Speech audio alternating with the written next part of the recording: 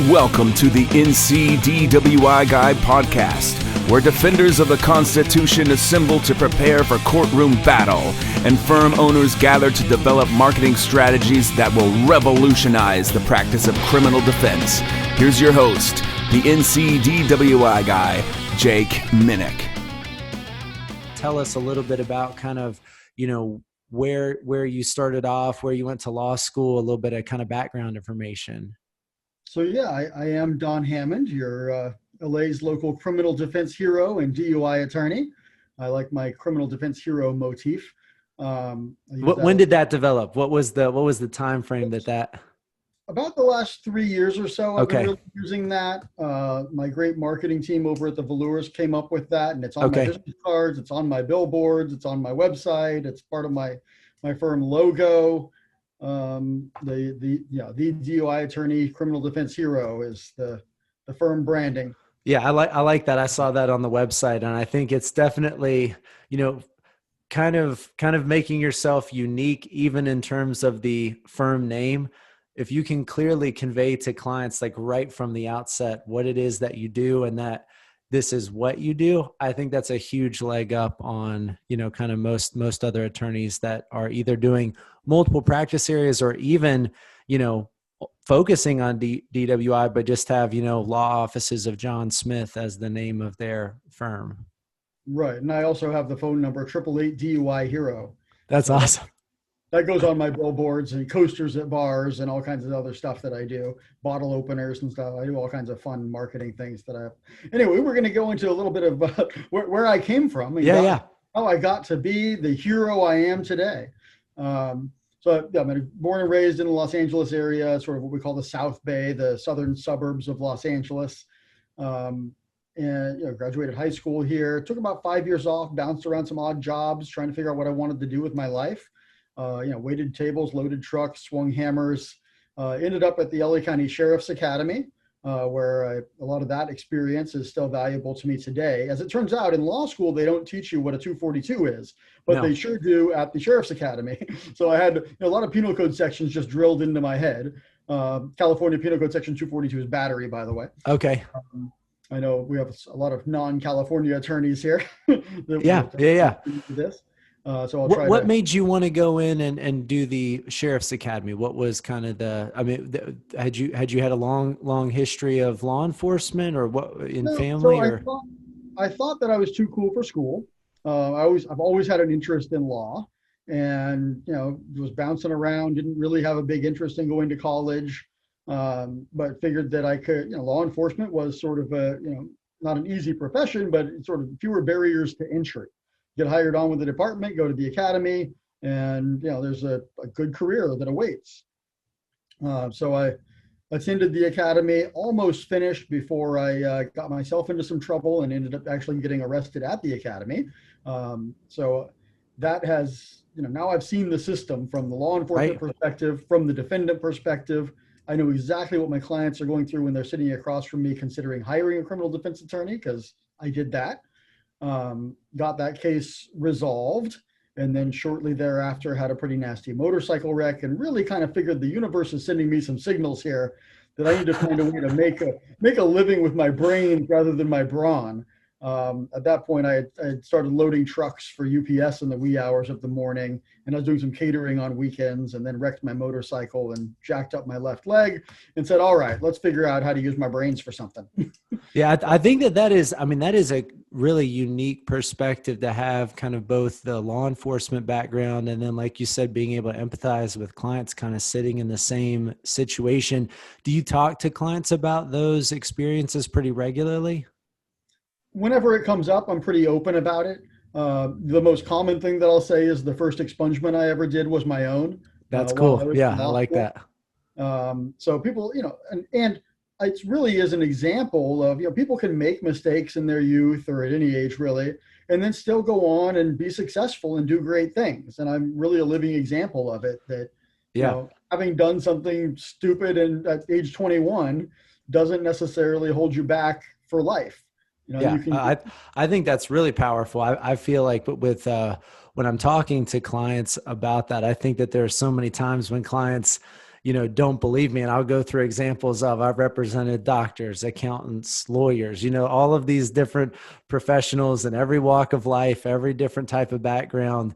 And a DWI isn't going to be, for the most part, the thing that just like sends your life into this negative spiral that will never kind of be able to recover. It's something that you have to deal with and work through. And then, you can come out on the other side in a better place a lot of times. But, I definitely get the sense that a lot of clients, don't necessarily buy into that immediately. So being able to kind of communicate it in that way of like, look, I've done it. I've been through this whole situation, actually probably would inspire a lot of confidence in clients to be able to say, okay, well, look, if my attorney can kind of do this, then I'm gonna be okay.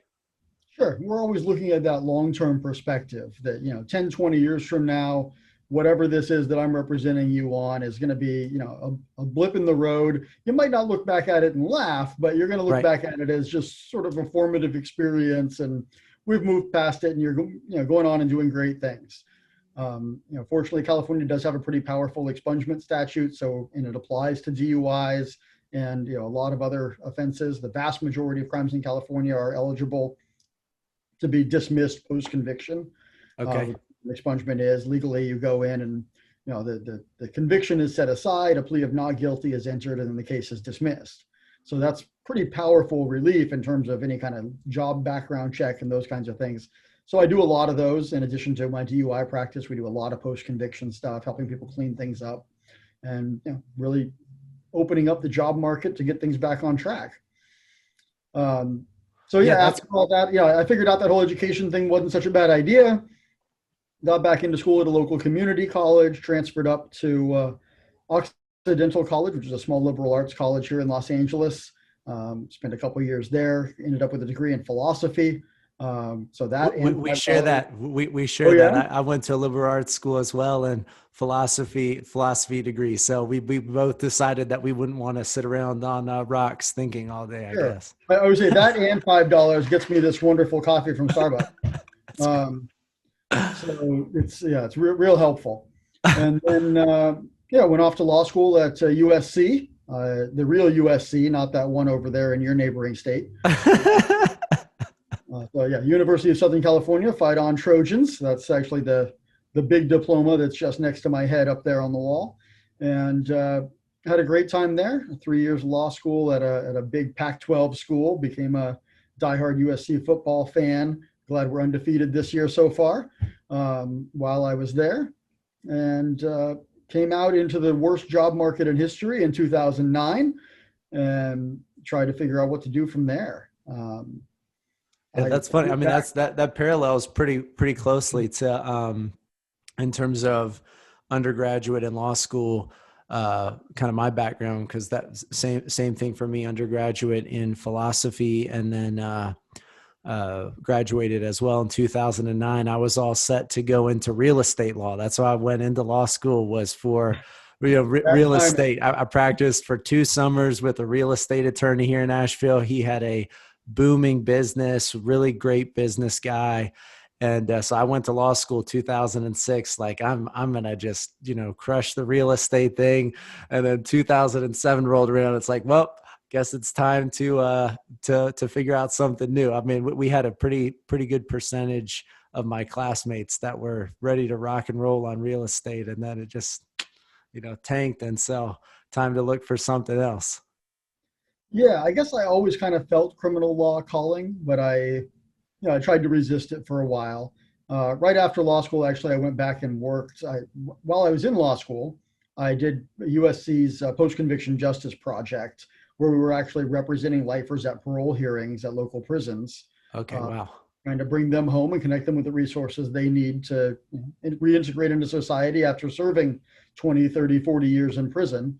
And go on and do great things, and hopefully in some small way make up for a terrible thing that happened decades ago. Right. So after I graduated, there was a what do they call, a fellowship that opened up there. So I did a clinical fellowship there, supervising students on some of their more complicated cases, working on petitions for battered women who had maybe killed their abusers or were involved in crimes at their abuser's behest where somebody was killed. So we were going back and reopening some of those cases because there was a change in the law in California that allowed evidence of battered women syndrome or intimate partner battery and its effects to be brought into court trials. And so we were reopening some of the older cases and working on those things and getting better results for people. And when that wrapped that's a up, great experience. yeah, it was, and I kept that as part of my practice, doing parole hearings. I don't do that many anymore, but it's still part of my practice. I do a couple of them every year. And, that's why I said, we're always focusing on that long term, even if it's a life sentence case, a murder case or something, we're looking at that long term. What's going to set us up for the best chance of coming home at the earliest possible date? Right. And having the experience of representing people at those hearings on the back end is super valuable to understanding how to set people up from the front end to get there and come home as soon as possible. So yeah, I came out and worked at a couple of small firms, was working as a contract attorney for one firm for several years, 3 days a week, while I kind of built my own stuff on the side. And then that all dried up 6 years ago or so. And I was like, all right, it's time, 100% solo, here we go. And, criminal defense became much, really was the focus at that point. It had come into focus for me with some clarity that's where I needed to be. And if you look at my experience of having, done the clinic in law school and gone to the sheriff's academy and faced charges myself, and it's just the history was like, obviously that's where you belong, dude. Right. So yeah, I had to accept that, and it's been great. Haven't looked back.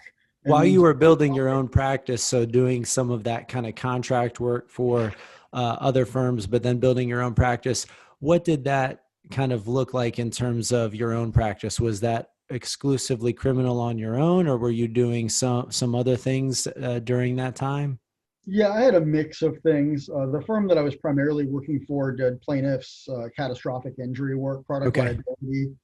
And I did a couple of trials with them against Mercedes and Home Depot and Easton Bell on a bicycle helmet case. Okay.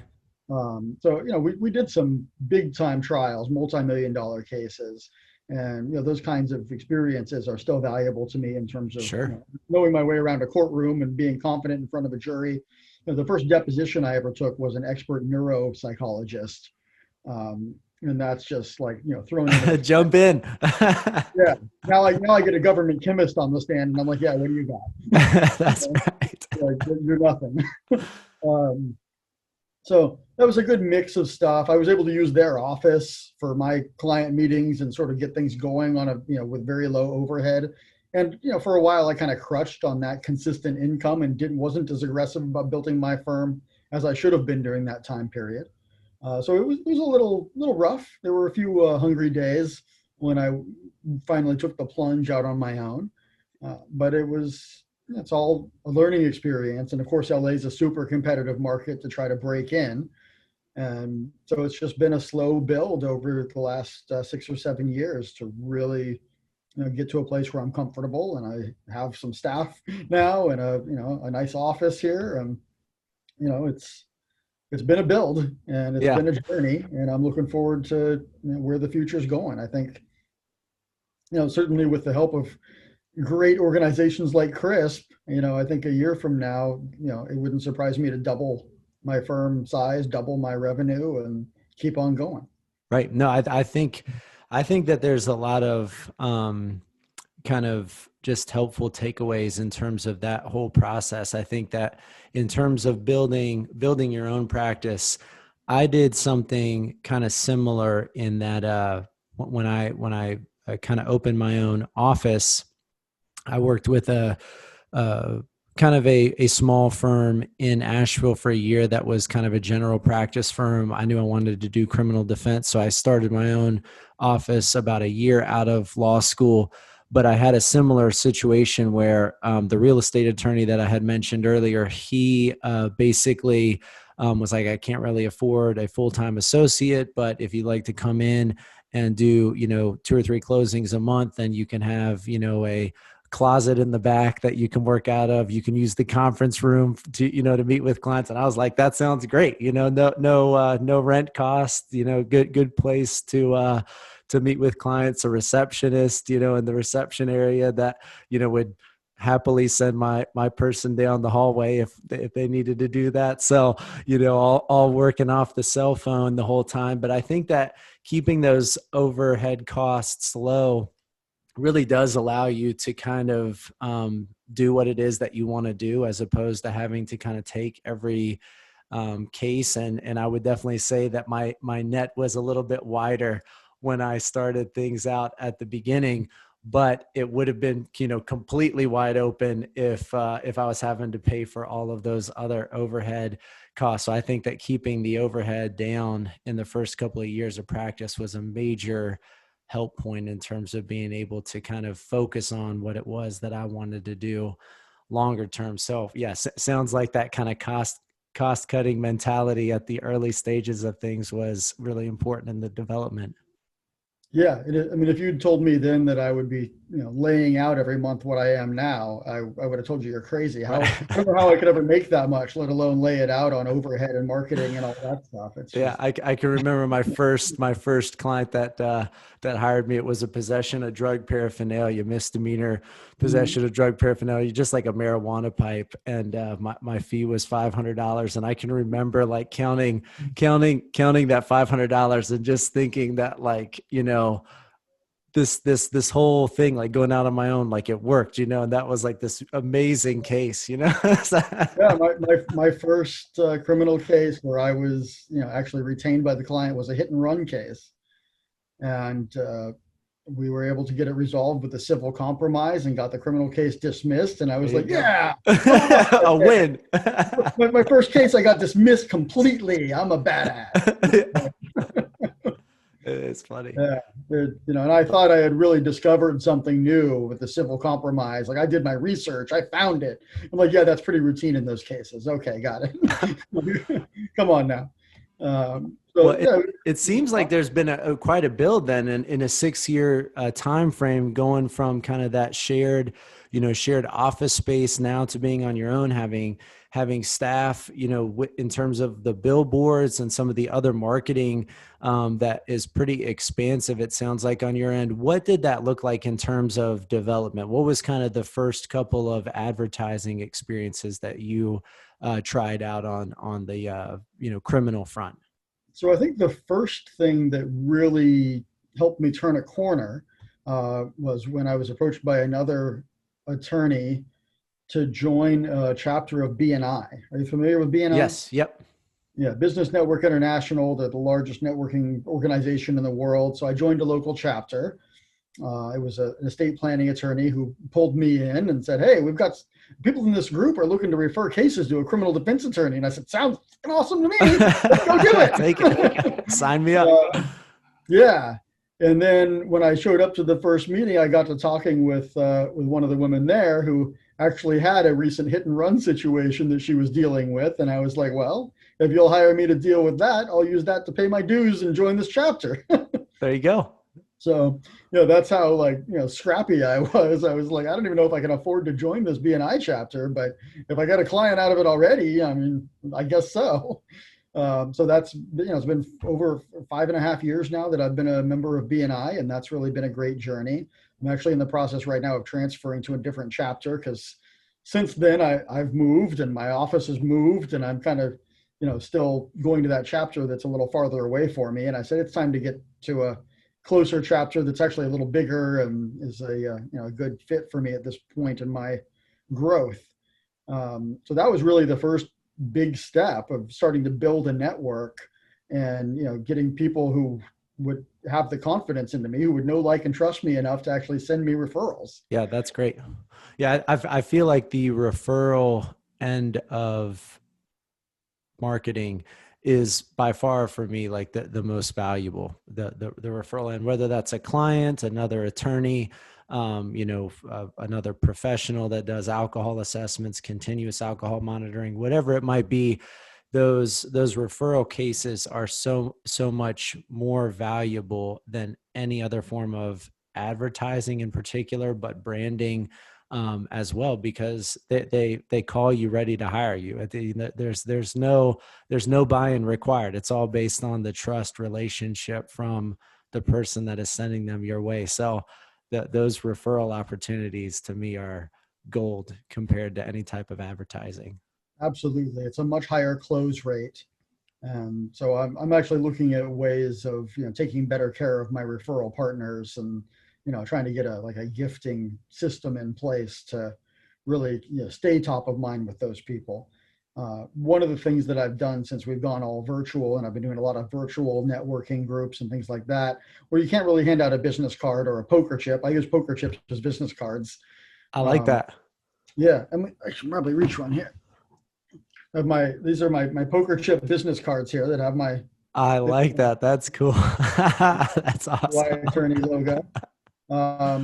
So I hand these out at networking events, but I haven't been able to do that for the last 8 months or whatever. Where did you get the idea for the poker chip business card? What was? There's actually a guy who's a former drug recognition expert who goes around the country doing seminars, and he had the poker chips for his organization. Okay. And had marketing agreements with the company that does the chips.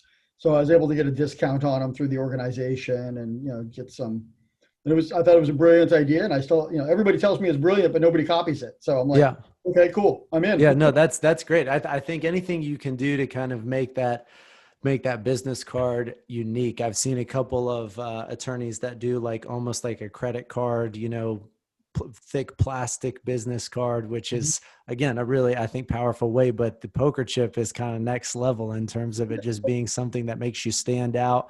Somebody wants to hold on to it, show it off to your friends and be like, hey, look at this, look at this attorney that gave me this, his number on the poker chip. Yeah, people use them as golf markers, or they'll drop them in the cup holder of their car and put their beer on it every day until you get caught with that beer and they need it. There's all kinds of ways. It's just a lot less likely to get thrown away than a business card. Yeah, I totally agree. That's it's worth great. It costs a little more than a business card, but it's worth it to have that staying power. So since I haven't been able to hand those out lately, I've joined with a company called Send Out Cards, which I met through another BNI contact. And so I've been sending out custom greeting cards to people that I meet at various networking events. And with attorneys, it's easy. You look them up on the state bar, their address is there, send them a greeting card that has my branding all over the back of it and says, hey, nice to meet you the other day. Hopefully we can stay in touch, that kind of thing. And then they have something physical again that is there with my info on it and something to remember me after our online interaction. So that, I think, has been a really great way of that's great. Continuing to foster relationships and keep up the networking while we're shut down. Because I got zoomed out for a while. I was doing, I don't even know, 15 networking events or 15 different Zoom events of different kinds, in a week. And it's just, you don't remember all those people. No, yeah, it's really. When they get a card a week or two later that's following up, there I am, top of mind again. Yeah, that's great. Find ways to stand out. So that's been a really good thing. I think I've lost track of what the question was. No, that was really helpful. We kind of just were talking a little bit about some of the different developments in the kind of early stages of your kind of focus on criminal defense, whether it would be referral, marketing, advertising, branding, kind of what that looked like in the early days of the office. And so obviously kind of the referral being in the BNI networking group was a big thing. What was kind of the first advertising that you did? Do you remember kind of what that looked like?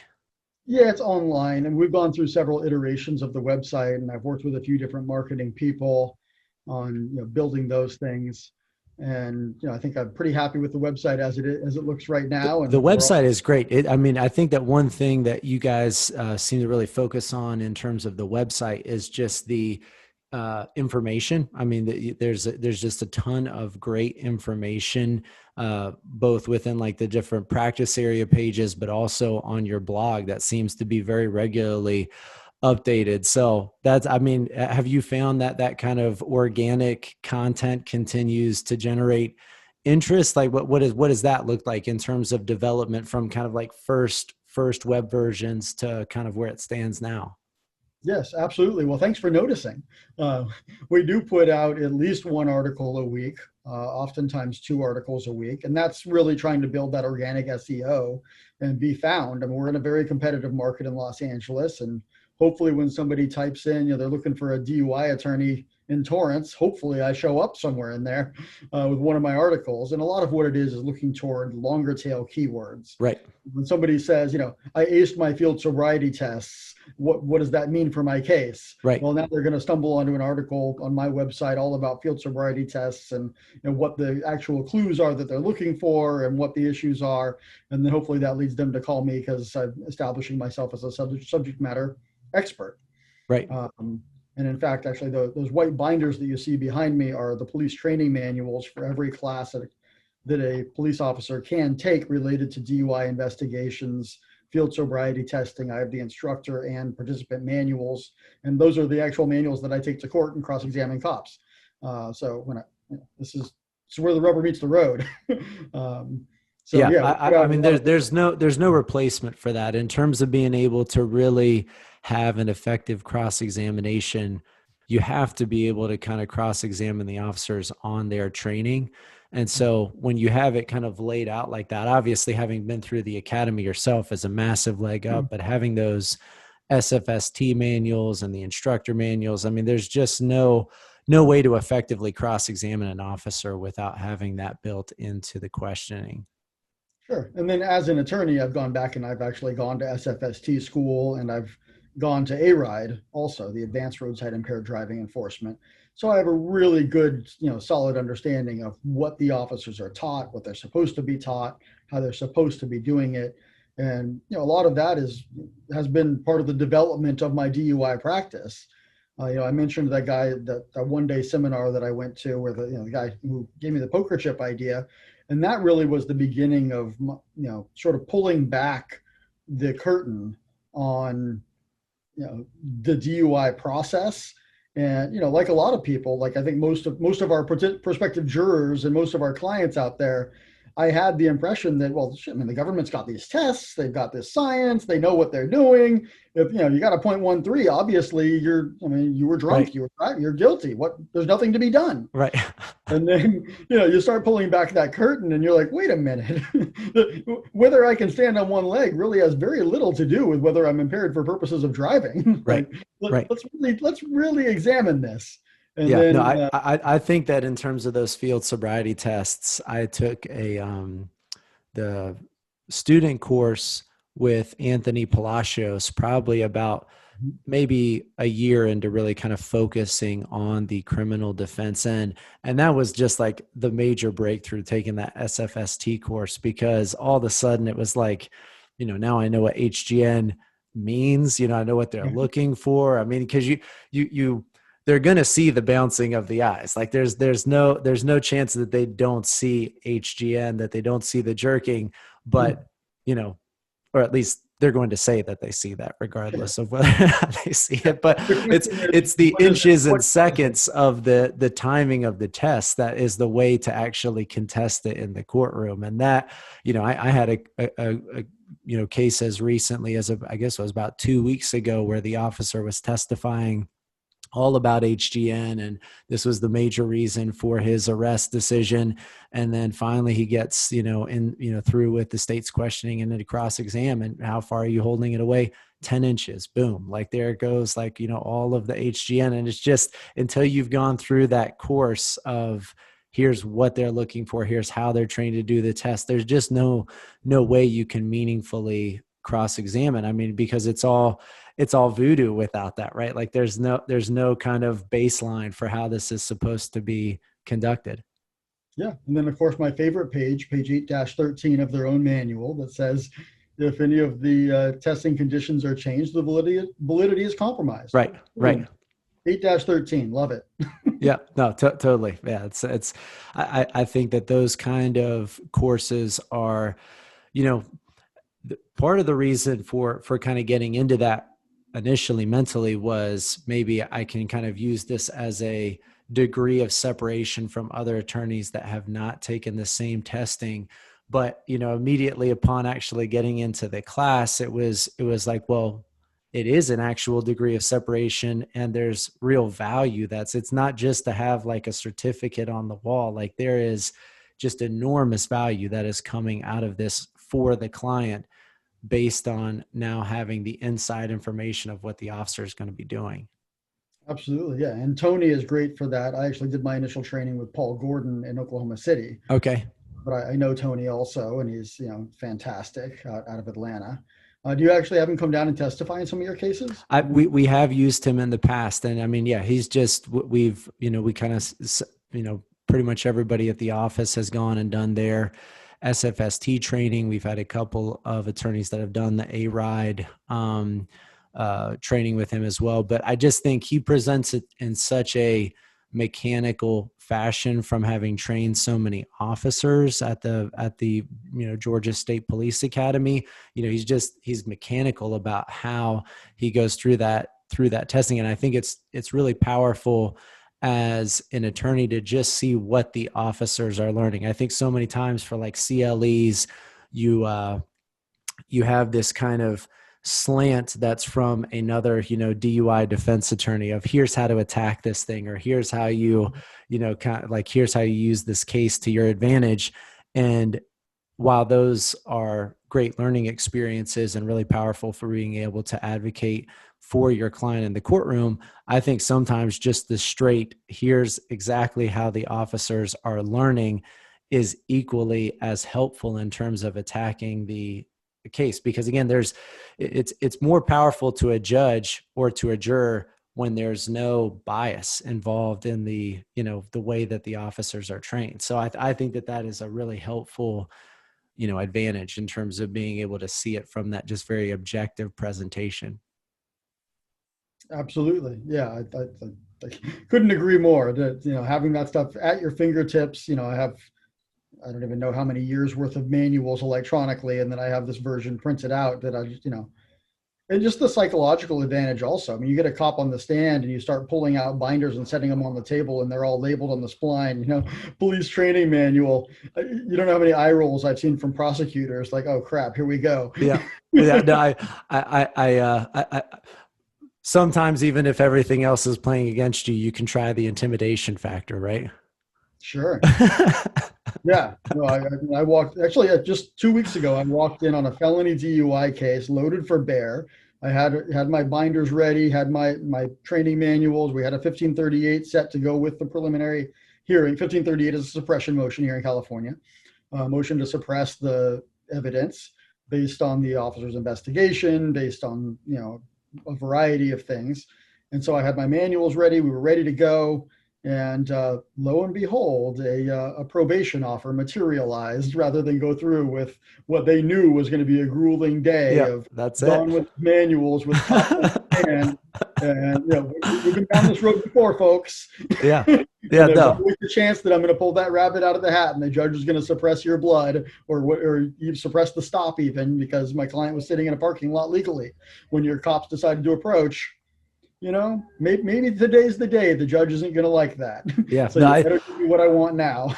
I think that there is a huge advantage point in that. I think that, whether you're in the civil realm of things or on the criminal side of things, everybody in the courtroom very quickly realizes who is there to plea a case and who is there to take a case to trial. Does this, plaintiff's attorney ever, get beyond the, settlement conference, or do they go the distance? Same thing on the criminal side of things. If you don't regularly try cases, the DA is just kind of expecting that fold at some point, and likely that's what's coming. But when you're constantly trying cases, especially difficult cases, that's when the prosecutor looks at you and just says, I don't want to do this today. I've been fighting that case for over a year. The best offer anybody was giving me was 16 months state prison. I said, you can stick that wherever you'd like. I started filing motions, and we were going to go. And they said, okay, probation's fine. Thank you. That's all I wanted. We're good here. Yeah, talk about a huge win for the client in that situation. That's pretty wild. Yeah, and we do it all the, I was in court this morning on this case in Orange County where the prosecutor originally wanted 6 months county jail. Now I've got a judge offer of 60 days, and we're, trying to get credit for some inpatient rehab my client has done to basically wipe that out, and we'll take the deal. Otherwise, we've got a trial date in January, and I'm ready to go. Right. It's a cocaine DUI where all of the police reports and everything indicate downers. They apparently arrested him because they found some whippets, like whipped cream canisters and shit in the car. And, I'm like, take your pick. Was it downers like the police report says? Yeah. Or was it cocaine you found in the blood? You've got to prove impairment. What was he impaired by exactly? Yeah. Let's pick 12 all day long, every day. Or we're going to work this down to it's a second DUI, by the way, which is why Orange County is really pissed about it, because he had a prior up here in LA. And so I'm like, we're going to get this down to a no jail time deal, or we're going to pick 12. Right. Fine with me either way. It's a defensible case. I think that's where so many of those drug cases go sideways, I think, for the state, is because there's so few really well-trained officers, nonetheless DREs, that are able to kind of meaningfully evaluate all of the signs and indicators from their 12-step evaluation, instead of just relying on the blood result to come back and kind of see, let's go fishing, get the blood, see what's there. But when you've kind of got all of the, everything in the report indicating here's the basis of impairment, and then it's something completely different in the blood, it's kind of like, that's not a meaningful all investigation. All downers, and then the only thing in the blood is the upper known to man. Come on now. Let's go. Put me in front of a jury on that, please. Yeah. Fine by me. It's a guess. Yeah, it is. It's funny. I mean, I think that those are the kind of things that can really separate you from even the prosecution in the courtroom on a jury case, because again, I think on DWI cases, I think it's because of the blood and the breath test just being, that 0.08 or greater, why are we even here? When you've got that blood result and there's something illegal in the blood result, like the eyes get wide, like, hey, we've got a blood result with something, but again, no concern about what the investigation showed the person was impaired on, and how the officers, tests would completely, go against what was actually found in the blood results. So I don't know. It's always interesting to see that. So I've also, I don't know, are you a member of the National College for DUI Defense? Yes. Yeah. So I've done their Serious Science for Serious Lawyers program, and actually spent time in a lab preparing and testing human blood samples for alcohol on a chromatograph. So, I understand all the steps that the lab chemist is taking to prepare a blood sample. I understand how that chromatograph works. I understand fermentation. I understand how to read the chromatogram. I understand how they play games and screw around with their limits of detection to try to hide things in there. And, let's go. Your test is not what you claim it is. Right. I have a DUI manslaughter case, unfortunately. I mean, these are terrible cases. They're not my favorite to work on. But I've got one right now where I was asking for some more stuff from the crime lab, because I'm digging into this result, because it's completely inconsistent with the drinking pattern that he and his wife have both told me. And so I said, well, how about, I'm not asking you to rerun the blood. I'm just asking you to run the data differently, and show me a different version of this chart. And the DA responded to my email pretty quickly. Don, someday I'm going to have you explain to me what all this means, but for now I'm forwarding your request to the crime lab. I'm sitting there thinking, if I'm ever explaining to you what this means, it's going to be in front of a jury. Right. And it's not going to be fun for you. No, it's not going to be fun. Yeah, I think that it's kind of, beyond just how you use all of that information in trial, the SFST training, ARIDE, having kind of lived through the lab experience.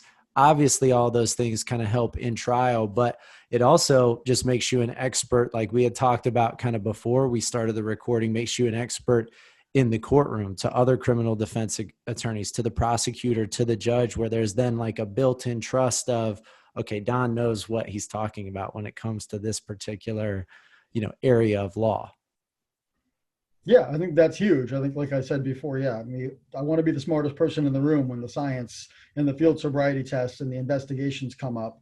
I mean, I am better trained than the average cop, and I am better trained than that government chemist who's, working the lab and doesn't really know how the machine works. He just puts the sample in it and gets a printout. He Right. doesn't really know what's going on in there. He can't explain, what a column is, this silly straw looking thing that's inside the machine. He can't really explain what the flame ionization detector is telling him and how that works.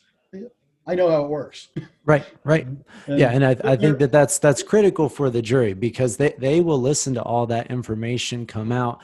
And the more that you just get the answer of, even if it's just an, I don't know, or that's beyond my pay grade, or, I'm not been trained in that particular issue.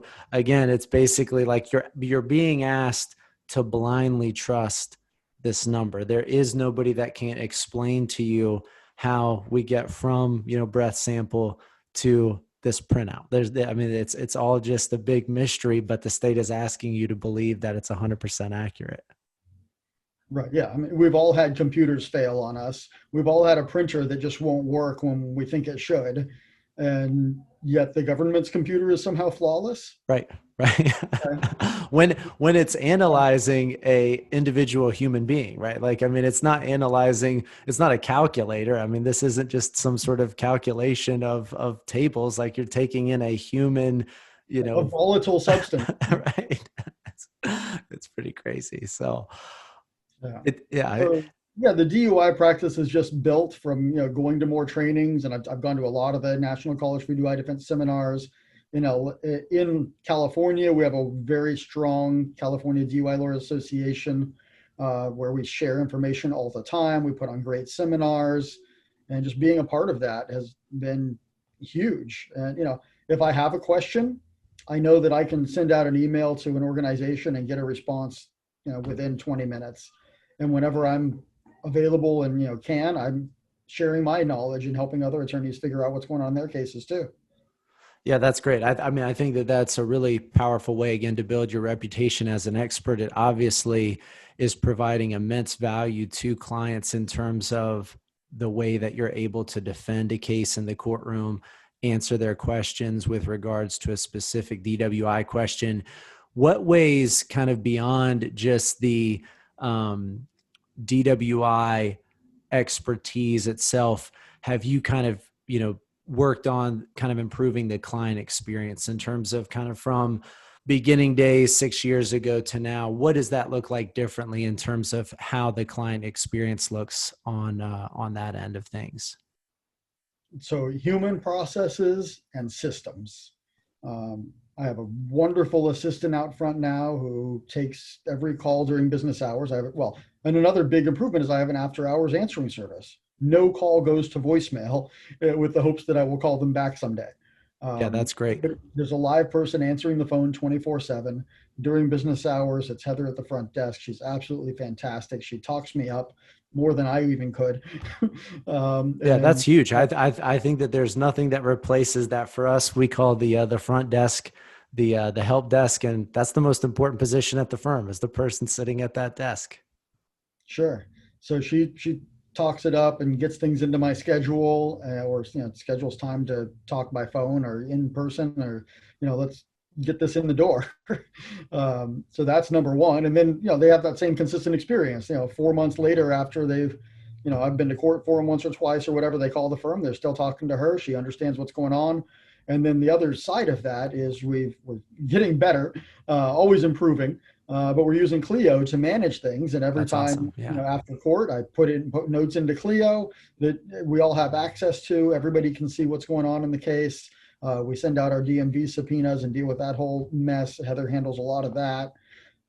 It's great to have a good team, working on these things, and just having the processes on the back end like Clio, so I can keep track of where a case is. And when the phone rings, I'm not going, I don't know. It's 2 clicks to look at, this is what the last thing that happened in your case, and this is what's coming up next. That's huge. Yeah, we've been using Clio Manage, I think, for about 3 years now, and then last year started using the Clio Grow intaking software. Do you guys use Clio Manage and Grow Manage? What? Yeah, we have the package for both. Okay. We've been focusing more on trying to get Grow more integrated. Right. Because, what happens, and I'm sure it happens to you too, is, somebody will call and I'll talk to them and they don't retain right away. And then they call again 2 months later and say, Right. okay, I'm ready. And I'm like, you're who now? Right. Yeah.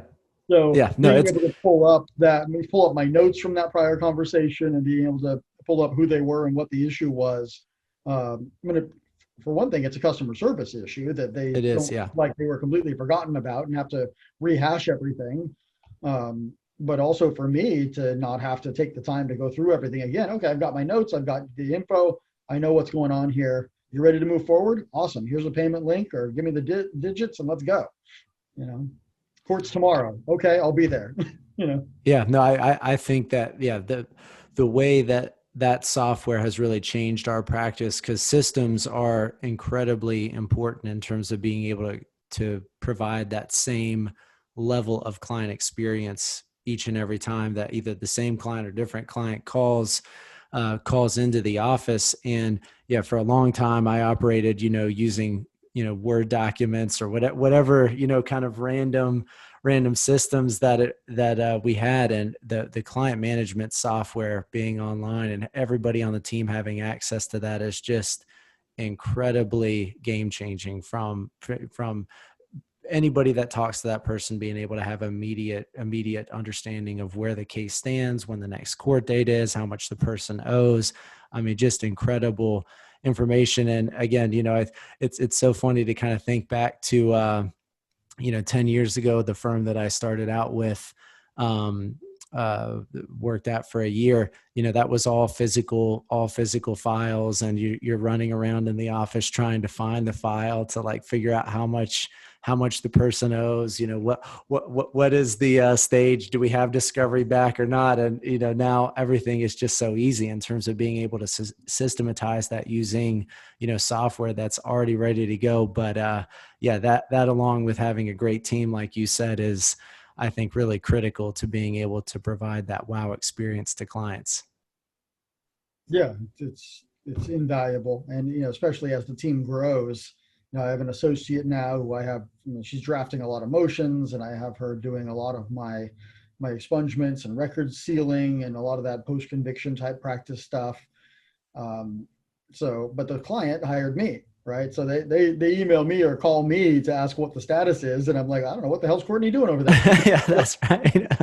So, stressing to everybody that as we grow, everything needs to be updated so that any of us can pull it up, take that call, and keep the client informed and keep them happy about, we're doing something. Yes, we're on it. It was filed on this date. We're waiting to hear back from the court. We're good here.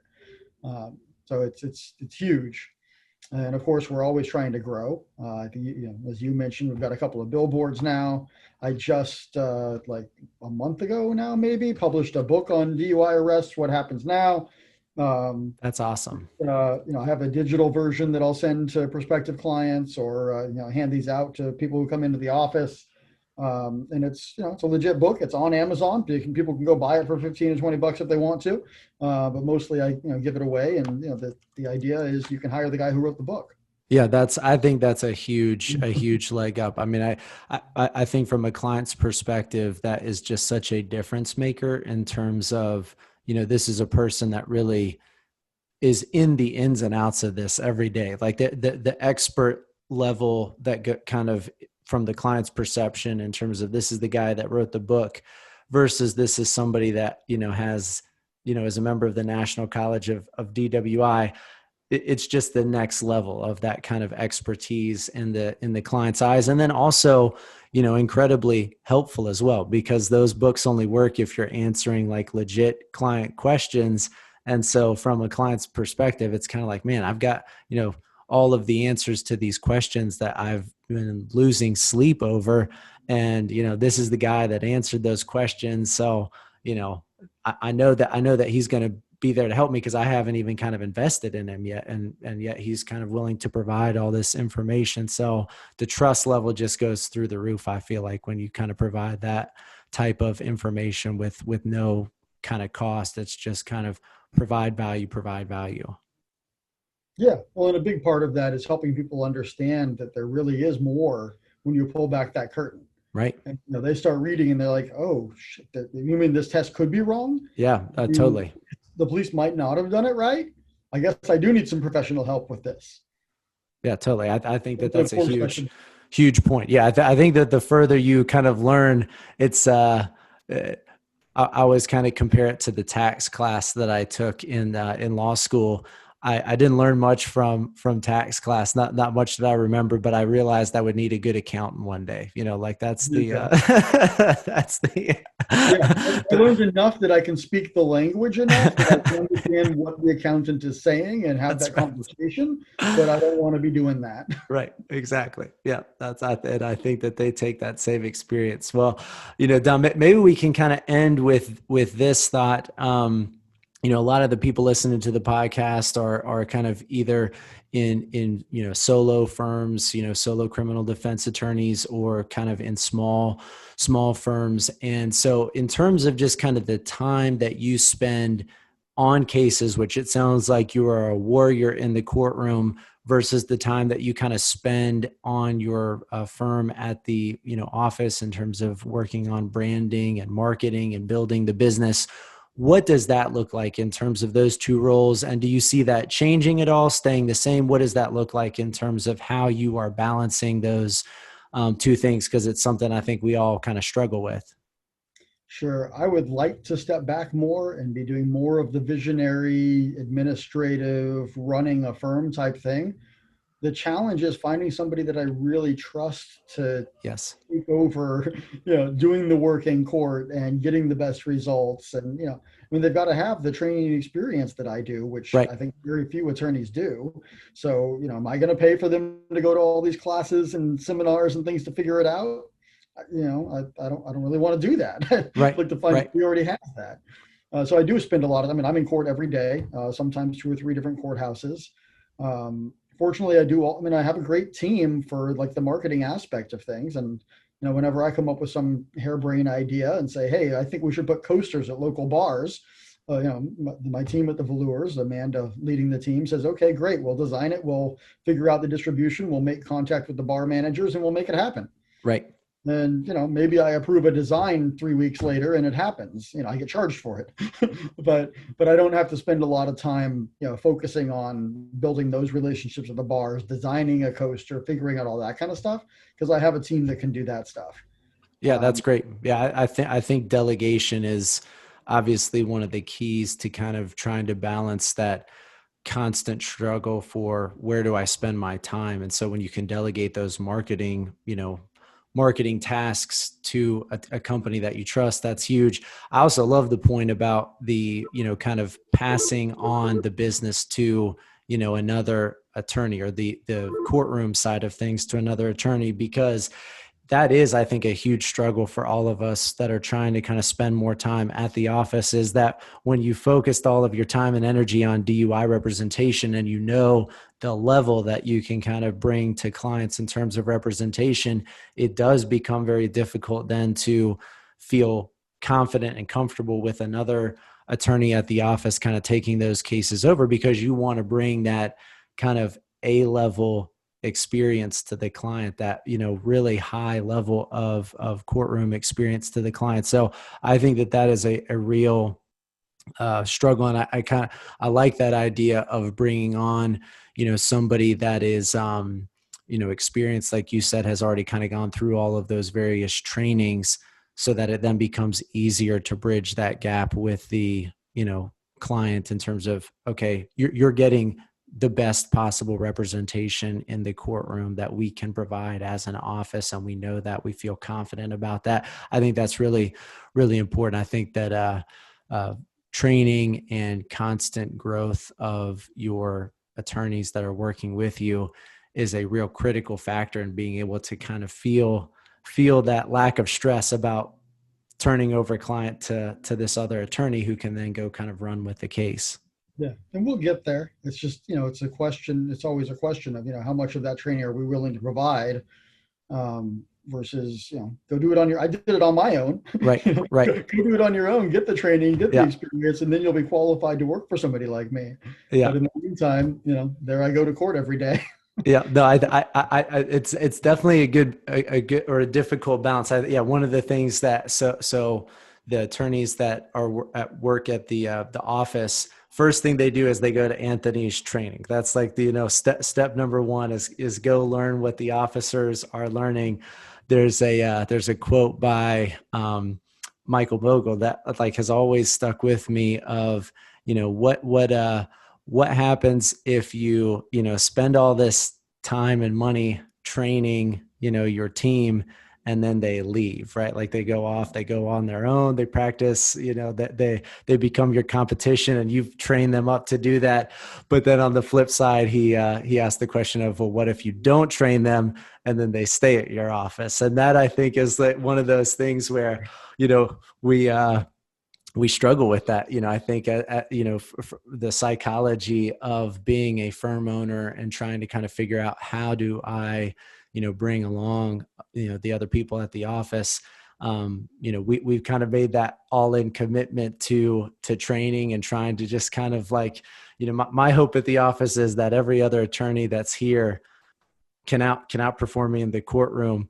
But there's a little bit of a scary element to that, because it's kind of like, especially if somebody's doing it in the counties that I practice in, do they become the DWI guy in the county that I'm in? So I think that is a real concern for everybody that kind of deals with that, kind of bringing on associate, and how do I kind of turn over cases to another attorney at the office? Yeah, I think that the key there, and I'm not quite there, but I think one key there when I am in that position to really, turn over significant chunks of the practice is going to be, you get to focus on the legal work. Right. Have all these administrative headaches. You don't have to think about the marketing. Right.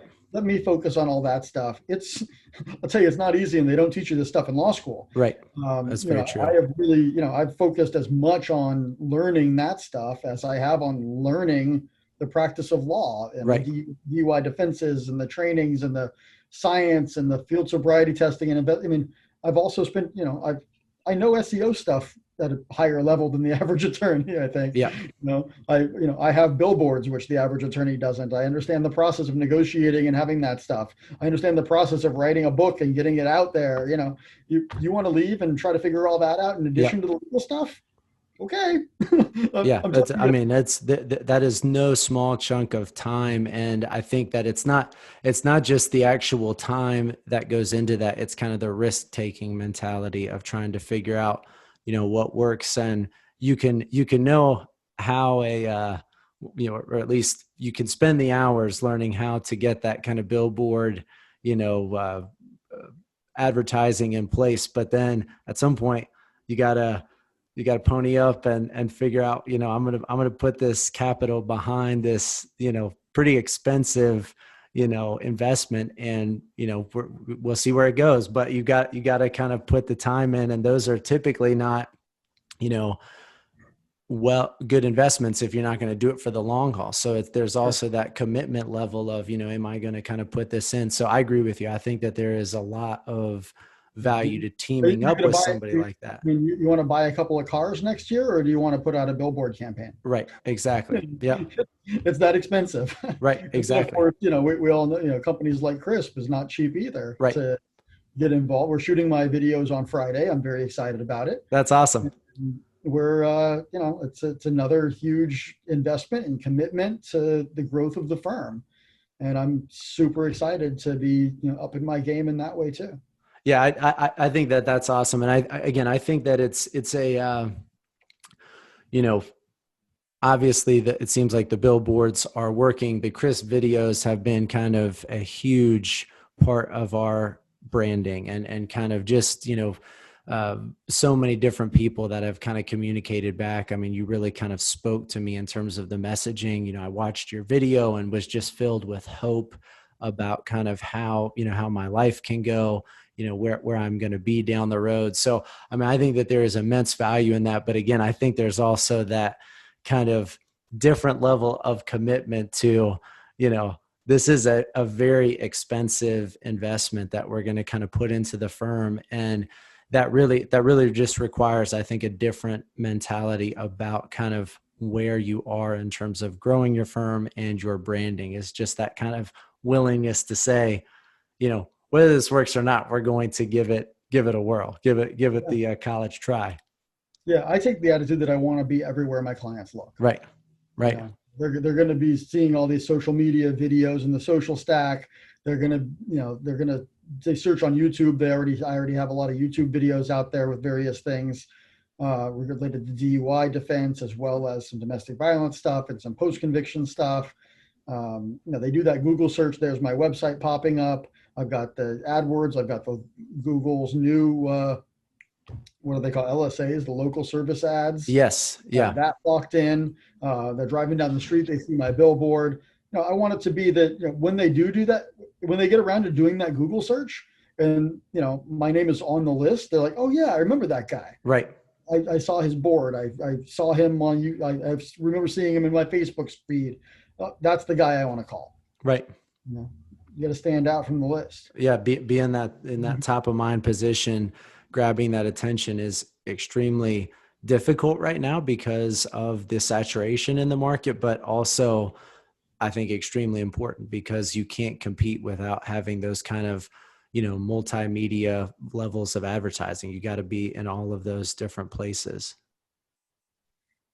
Yeah. There are not a lot of people in my field doing a lot of advertising in LA. There are a couple of us. The guy who does the most, I guess I probably don't even want to say his name. I don't want to give him that. But he does a lot of radio ads, and I want to take his ads and just slap my name on them. They're that good. Right. But he runs a different kind of firm that in some ways I'm jealous of, but in other ways I'm like, that's not the kind of firm I want. Right. He's got 20 attorneys working for him. 10 of them are sales attorneys who answer the phones and sell cases he does that because he can only fee split with attorneys. So he puts them on commission, and he has 10 attorneys who go to court and, are in court every day and negotiating deals and, handling the cases. What bugs me is that, if you call that guy's firm, you're never going to talk to him. Right. You're going to talk to some sales attorney who doesn't even go to court, and who's going to hand it off to some other court attorney who you don't know. And what bugs me more about it is, I go to these conferences and seminars and education things, and sometimes I'll see him there, the top guy at the firm, but I never see his people who are actually in court doing the work. Right. Yeah. That's them there. Yeah. I don't see them getting the training and the support that they need to do it right. Yeah. I think that's really a problem. Maybe that doesn't cause him, lack of success. Obviously, if you've got 20 attorneys working at your firm, you're doing something right. But at the end of the day, from talking to him, I know he spends $50,000 a week on marketing. Right.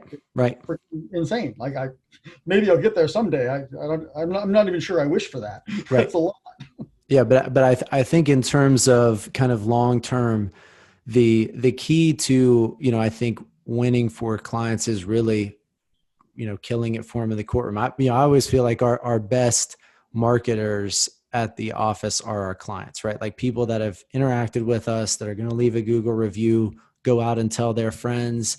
And, if you're not providing that top level, client experience, that top level representation, you're at best case scenario, you're just doing the job that everybody else is doing. And unless you want to be average, that's not the goal. Worst case scenario, you're doing a crappy job, which is, certainly not where you want to be.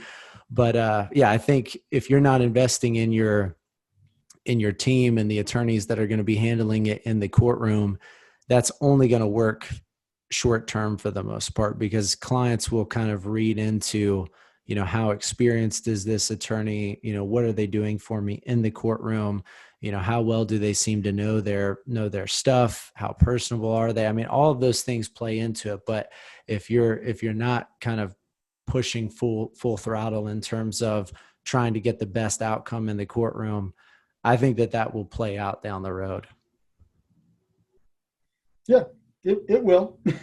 We have to have that confidence to, make the investment in the firm and keep, coming up with more crazy ideas to have the team work on and charge me for. Right. And get it out there. My latest idea, I guess just as things were shutting down, I was looking at getting some branded cornhole sets for local. There you go.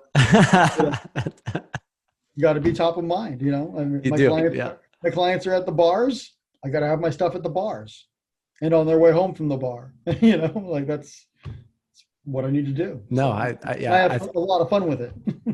Yeah, I think that there is a real kind of, you know, there's just no end to the ways that you can kind of be creative and innovative in terms of the different ways that you can market and brand to clients. So I think that creative brain is really fed by the marketing side of things. It's just so much fun. I can't help myself. It's, you know, I get some crazy idea and, you know, I look into it a little bit and go, yeah, that looks viable. And I shoot an email to the team and it happens. Yeah, no, I agree. I think that's it is. It's just a blast because it's kind of just a giant game, really, right? I mean, like at the end of the day, business is kind of a game. And so, you know, all of these moves are just kind of plays in that game. And obviously the more that you can win for clients, the more you're going to win for yourself as well. But it's, you know, I think that really for me is where in those branding and marketing and business, angles of things where the creative juices really start to flow, because there's just so many different ways that you can, you know, find a potential client. I mean, there's just an endless amount of ways that you can reach that audience, especially when it comes to DWI, where that basically is something that every socioeconomic class, every age, you know, everybody deals with that particular charge. So it's just something that everybody always asks me, what's your, you know, kind of ideal demographic? And it's kind of like, I mean, we do have an ideal demographic, but to some extent it's kind of like, really, like you have to be breathing, you know. My youngest DUI client was 16 and my oldest was like 86. Yeah. It just does it. Yeah. Everybody kind of finds themselves in that place at some point. So actually, I got a complete dismissal for the 86-year-old. In a year or a couple of years later, there was a change in the law that allowed us to go back and seal the arrest records for a case where there was no conviction. So I filed my sealing petition to seal the arrest stuff, and the court put it on calendar just because they thought that I had made a mistake in the date of birth field. That's crazy. You're like, there's no way your client was that old, so you obviously messed up the paperwork. I'm like, nope, that's absolutely correct. Grant my motion now, please. They're like, yep, okay, done. There you go, arrest sealed. Like, you know, you can't make this stuff up. That's funny. But, well, you know, and yeah, sort of, I guess in closing, it's, you know, the day that I stop having fun with it is the day that I'll wrap it up and find something else to do. Yeah, I agree. I think that the only driving force in terms of being able to, you know, whatever it is that you're doing, whether it's law, business, whatever it might be. I mean, if you're not having fun with it, you're going to get burned out. So that really is I think a critical driving force in terms of, you know, a good question to ask on a very regular, if not daily basis. You know, am I having fun doing this? Yeah, that's huge. And, you know, it doesn't mean every moment is fun. I mean, you know, when I was sitting in a courtroom, because, you know, there's some confusion this morning about which courtroom to go to and the hassles down, you know, that's not necessarily fun, but, right. You know, overall, I mean, I get the privilege of going into court and defending, you know, the Constitution in favor of right. This guy who's accused of, you know, driving under the influence of either downers or cocaine. I'm still not sure which. You know, that's fun. I mean, let's go. You don't want to give me the deal I want? Fine. I will make more money and take the case to trial. Yeah. Fine by me. This is exciting. I'm good. I love it. Well, I very much appreciate having you on the podcast. Don, thanks very much for taking time away. I know you are super busy, so I really appreciate your thoughts and sharing those with the audience. Yeah. Well, thank you very much for having me. Happy to come back anytime. Definitely make that happen. Great. Thanks, man. We'll see you. All right. Sounds good, Don. Take care. Hope you enjoyed today's episode of the podcast. If you did, please share the podcast with another freedom fighter in the criminal defense community, and be sure to leave us a rating on iTunes. See you next time.